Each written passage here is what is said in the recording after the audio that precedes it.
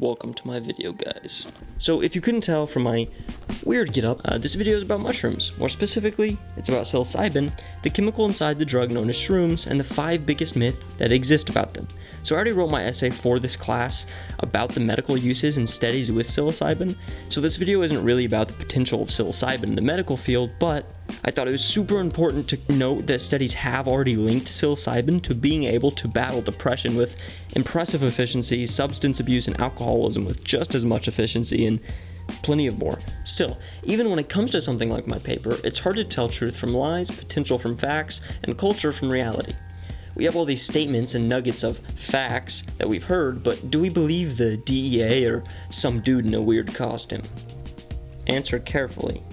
Anyways, I thought it may be helpful to kind of take a step back to square one and try to pull away the myth from reality so that we don't have 87.5 contradicting ideas about psilocybin in our heads. And something like my essay or the studies that you'll see in this video may be much more approachable and understandable. Okay, with that, let's get started. So quick warning, this is going to be by far the longest point in this video, but it's also one of the most important points of this video to understand how shrooms work in general, so please hold in there. Thank you. Anyways, so the first big myth I wanted to tackle was the idea that psilocybin is some spiritual drug, or that it has to be used by hippies who think these little mushrooms have a mind of their own. The hippies had a reason to see these things as great for mental growth, as we'll talk about, but their stigma of spirituality really hurt the scientific approach to shrooms, in my opinion. So I want to demystify them and take away all the spirituality and leave us with a scientific approach. The best way to do this, I thought, was to simply understand how they work. So we'll take a step-by-step approach. Step 1, ingest psilocybin. Easy enough, I suppose. Step 2, that psilocybin then converts to a chemical called psilocin in your body and binds to the serotonin receptor in your brain, the 5-HT2A receptor. Step 3, the psilocybin fits into the 5-HT2A receptor so well that it has adverse effects. The parts of your brain responsible for limiting incoming sensory information are actually inhibited, while the parts of your brain that turn this sensory information into actual outgoing sensory feedback, aka how you experience your senses, is strengthened, causing synesthesia as well as a disassociated and empathetic mental state. We'll talk about synesthesia more in the next myth, but in simple terms, your brain communicates with itself way more than it usually does in ways that it usually does not, and that's shown in this chart from a study on brain interaction with psilocybin. To put it in a weird but maybe easier to understand way, usually our brain has one line of thought happening in a streamlined and intentional way, right? We think about what we want to think about, for the main part. On psilocybin though, your brain sort of opens up new lines of two-way communication that almost run in the background along your main thought process. And sometimes all this background communication helps us work through our deep subconscious issues, often helping us confront something we've been struggling to confront for a long time, like substance abuse or depression, as shown in study after study that I'll throw up. Great, so now you know how tripping works. You take in way more sensory information and you just experience it differently. But why is it seen as so spiritual? Well, even though mushrooms aren't spiritual and they don't have a mind of their own, movements like the hippie movement often thought that they did because they didn't understand how these mushrooms worked. They mistook this background brain communication for the mushroom's own consciousness or tied it into their personal spirituality. Often, the hippies chalked this all up to enlightenment bestowed upon them by some fungus instead of realizing that it was them thinking the whole time. Once we understood this substance more though, and once people who understood it took it, it suddenly wasn't as spiritual of an experience. This is because they knew how it worked, so they didn't have to explain it away. As touched on in the intro though, I won't get into the medical uses of shrooms a whole lot in this video for the sake of time, but I assure you they exist. I could talk for hours on it with more explanation, but if you want to know more about that, my essay is in the description in which I talk all about that. Anyways, that leads us very well into the next point. Awesome, so next up is the loss of reality myth. This is one of the biggest and scariest myths that people believe about psilocybin, which makes it so much worse that it's one of the most widely believed myths around. This myth claims that when you're on shrooms, you can't tell fantasy from reality or hallucinations from truth. But hey, guess what? This is very wrong and also so dangerous to tell people. I know, you're probably wondering, but Luke, where does this claim come from if it's so incredibly wrong? Well, boy, do I have an answer for you. The DEA website. Yep, The feds, those guys who are supposed to give you true and trustworthy knowledge about things like this, they're just wrong. Notice the lack of any evidence attached to their fast facts sheet. Side note, sorry guys, I know saying the government is wrong is kind of a huge claim, and I will back that up. Anyways, according to the feds, you may be sitting alone in your living room after popping a couple of dried mushrooms an hour ago and find yourself hallucinating giant babies dancing around you, unable to tell if they're real or not. You may think you're partying with your friends all night, and then realize you live home alone, and you hallucinated all of it. Counterclaim, this is not how shrooms work. 1, you can almost always tell whether what you're seeing is real or not, and 2, your hallucinations are built upon the real world. So do you remember in the first point when we talked about how tripping makes you take in way more sensory information than normal and it leads to synesthesia? Well, when you're on shrooms, almost all of your hallucinations are like differing versions of synesthesia. So you may see a wall that sways in time with the music you're listening to, but you won't see any giant babies dancing around. You may hear someone say a name and suddenly everything else around you is green, but again, you won't party with imaginary friends. So for more visual support of this stuff, I'll throw up some realistic shroom visuals while I ramble. Now, there are some drugs that make you hallucinate things that are completely unconnected from reality, and these are called deliriants. But I won't get into these a whole lot because that's enough information for a separate video. Just know that shrooms are not deliriants. Deliriants work off a totally different brain receptor and are totally different experiences. Anyway, the bottom line is that the DEA sheet is wrong. You can tell what's real and what's hallucination when you're on shrooms. So, you know what? Boo you, DEA, if you're watching this video. Do better.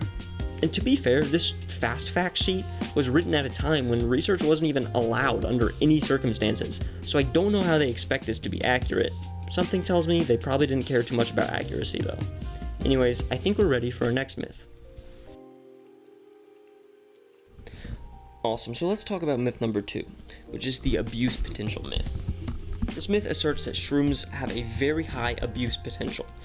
So another fact on these sheets, and the second reason that psilocybin is Schedule 1, which is ranked higher than cocaine and fentanyl as far as drugs go, yes, I said cocaine and fentanyl, is that they're supposedly very easy to abuse, right? This is one of the most egregious lies that are told about shrooms. To address abuse, let's start with addiction.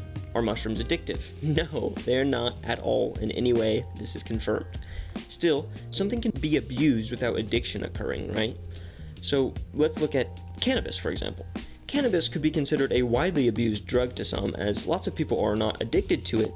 You cannot get chemically addicted to cannabis, but you can be very dependent on it. So here's the thing. With weed, tolerance goes up, right? This is tolerance. Actually, let me just put a chart that I drew myself up. Tolerance goes up, but often people's use rises with it, making sure that their rising tolerance doesn't keep them from getting high. They just end up ingesting more cannabis and getting just as high as they normally would. On the contrary, shrooms don't experience tolerance like this. Instead, shroom tolerance shoots up exponentially when you use them once.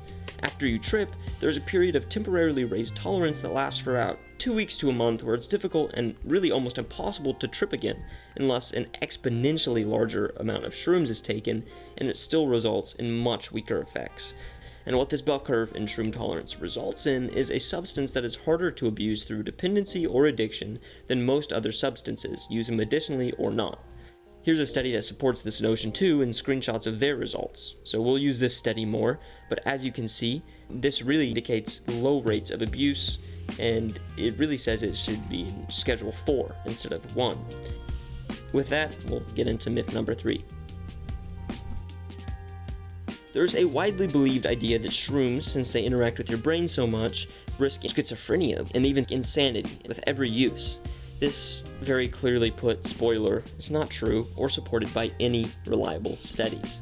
These fears have existed since the 1960s, but can mostly be attributed to correlation and not causation. Still, most articles say otherwise and tell you about the dangers of a complete psychological collapse. Even in this example, if you look at the studies, you will find that pre-existing conditions always exist before something like this happens, and that shrooms do not cause this. This is extremely necessary information for users to know, but is often neglected to be touched on. You see, it is true that psilocybin sometimes makes pre-existing mental conditions like schizophrenia worse. It really speeds up their development. So it is extremely important to not take shrooms if you have schizophrenia, and really to look up if you have any pre-existing conditions, to look up if you should take shrooms. I'm not saying to take shrooms at all. They're illegal. Do not take shrooms, but especially if you have some pre-existing conditions. Anyways, this is yet another reason that they should be, in my opinion, legal in a safe environment with experts to help you. Here's another study that shows there's no links found between psychedelics and psychosis, which is another prominent fear, or lethal overdosing. Thankfully, there's zero evidence that you can lethally overdose on shrooms, as they're not toxic and do not cause your body to shut down in any way. I think we tackled that pretty well. You cannot go crazy or get schizophrenia from shrooms. Let's move on to the fourth myth now. Awesome, so this is actually the last myth, the fifth myth. And the last point is sort of a conclusion or an overview point. So this myth addresses the idea that psilocybin is a hard drug, a gateway drug, or a drug that brings with it a bad culture in general. So the sad thing about this claim isn't fully wrong as it stands. Many times it does serve as a gateway drug, and it does have a lot of bad cultural stigmas tied into its use. However, this is very important, this doesn't speak to psilocybin as a chemical, but rather the environment we forced it into. This has been shown time and time again with things like cannabis. If you make it illegal and shun it, forcing it to be seen as part of a bad culture, you cannot be surprised when it shows up in culturally negative ways. Regardless if you support or hate the legalization of cannabis, I'm sure you can admit that the culture around it has changed a lot in the past 5 to 10 years, mainly for the better when it comes to safety, research, and knowledge. Still, the difficulty in using a substance like psilocybin is that it's so misunderstood that it makes it really hard to try to find facts. Thankfully, more and more studies come out every year and work to combat ignorance and misplaced fear. Soon, I won't be the lone man in a mushroom costume preaching to anyone who will listen. Well, I'll probably be a lone man in a mushroom costume, but other people will be preaching. Hopefully, at least, because this outdated information will be replaced with new knowledge and studies and accurate conclusions. In the past, unfortunately, almost every group that's used this substance has abused it in some way. Still, I believe that education and correction lets us hold out hope and may just give us a chance to see that psilocybin is not the problem, but rather, our equating it to the current culture we forced it into is the problem. And with that, we end our list of myths. Before we all leave, I wanted to say thank you to anyone who's gotten this far in this video. I hope this video was enlightening at least a little bit, or at least a little enjoyable. I've never really made a video like this, so I don't know how it's going to turn out, but I'm really enjoying making it. Anyways, thank you again to everyone who was watching this, and like I said so many times in this video, my essay's in the description if you're interested at all. Okay, bye.